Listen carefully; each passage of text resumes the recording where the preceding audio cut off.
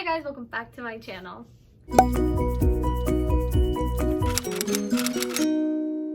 up cuties, welcome back to my channel. So for this video I'm going to share with you guys top 5 shows that I have watched on Netflix so far that I absolutely love. This isn't going to be in any particular order. I'm just going to share with you guys my top 5 favorite shows and that I want to recommend to you guys in case you're looking for a show to binge watch this summer. So without further ado, my first show that I want to share with you guys is a show called Merlin, and it's about Merlin, the wizard that we all know and love, and Arthur, you know, from King Arthur, Round Table, Excalibur, that Arthur. Arthur's father, Uther, has banned magic and has killed anybody who has magic. And so there's kind of like this hostility going on between humans and people with magic.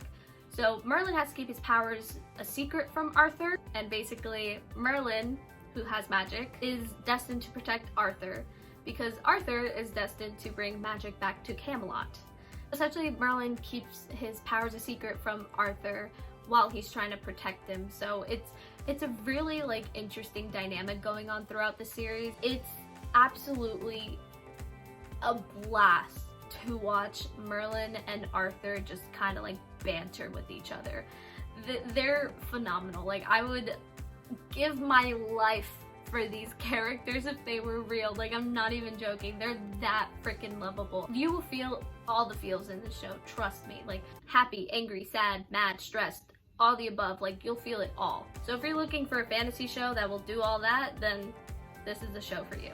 The next show on my list is a show called Peaky Blinders, and this is a little more on the heavier, mature content side than Merlin. This show is about a group of family members who are part of the gang called, you guessed it, Peaky Blinders, and it mainly follows the leader of the group named Thomas Shelby, aka Tommy, and it just follows their story. It's set in Birmingham, England in 1919. That's where it starts, post World War I. The show definitely carries a lot more mature topics and themes. It has a lot of violence, a lot of profanity, blood, goriness, so it's definitely that kind of show. It's more along like kind of like Game of Thrones-ish, where like you don't know which character is gonna die, you don't know like what character is gonna do what, you're just stressed the whole entire time because you don't know what's gonna happen. Like that's Peaky Blinders essentially. It's just stress.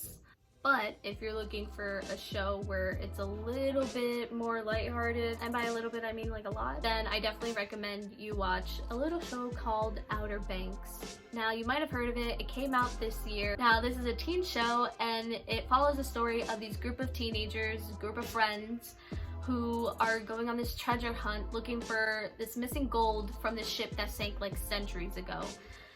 And that's basically where the story really kicks off.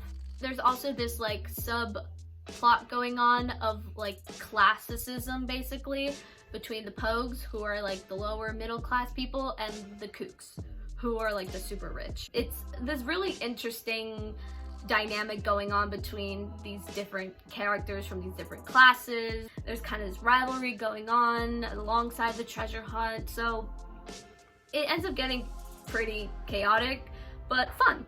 Kind of like Merlin, it's the characters that really make the show for me, and you really do feel like the connection between all the actors, and you really do feel like they're like a group of friends going on this crazy adventure together. So if you're looking for something that's a bit more lighthearted, emotional at times, but overall lighthearted, then I definitely would recommend Outer Banks. And if you're looking for like kind of a mesh between like Peaky Blinders and Outer Banks and Merlin, then I would definitely recommend you watch the show Lucifer. This show is so good. It's about Lucifer Morningstar, who's the ruler of hell, who decides to leave hell and live in Los Angeles, and he owns his own nightclub. Life is good, but then one day he meets Chloe Decker, who is a detective for the LAPD, and eventually this leads to him being a consultant for the LAPD, and he helps like solve the crimes around the city and such and so forth.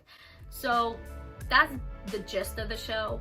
Lucifer is by far my favorite character in the whole show, and he's ridiculously funny, sarcastic. It's definitely a crime drama with like a lot of comedy in it. So if you're looking for like, again, a mesh between Merlin, Peaky Blinders, and Outer Banks, I guess, then this is definitely the show that you want to watch. And last but not least, Avatar: The Last Airbender. Yeah, let's just take a moment here.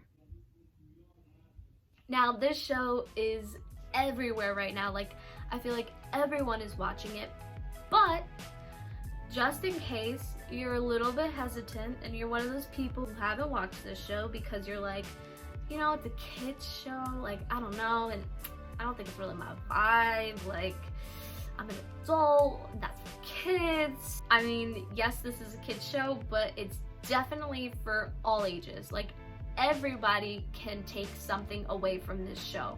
And if you need a quick summary, basically the show is about these 4 nations: the fire, earth, water, air. Each nation has people who can bend these elements respectively, except for the Avatar. The Avatar can bend all 4 elements. They lived in harmony until the Fire Nation decided to declare war because they want to, you know, rule the whole entire world, yada yada yada. And the problem is the Avatar, who is responsible for keeping the peace between all these nations, disappears. And so war rages on for 100 years before Sokka and his sister Katara find the Avatar, who is Aang, and they set off on this journey for Aang to master all the 4 elements so he could go up against the Fire Lord and basically put an end to the war and bring peace again to all the nations.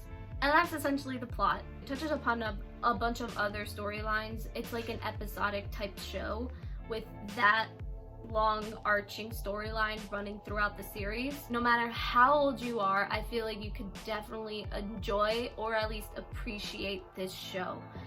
It runs through a lot of topics that are actually pretty mature topics, and again, the main thing that makes the show so good is the characters. They're so well written. I love every single one of the characters. I mean, even the villains. Like, I love the villains. Like, I'm sitting there being like, great job, sweetie. That's actually really, really good. That's really good villaining. Good job.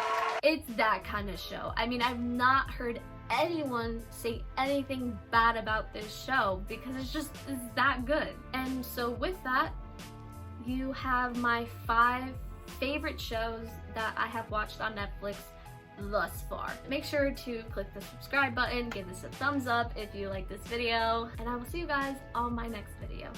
Ciao.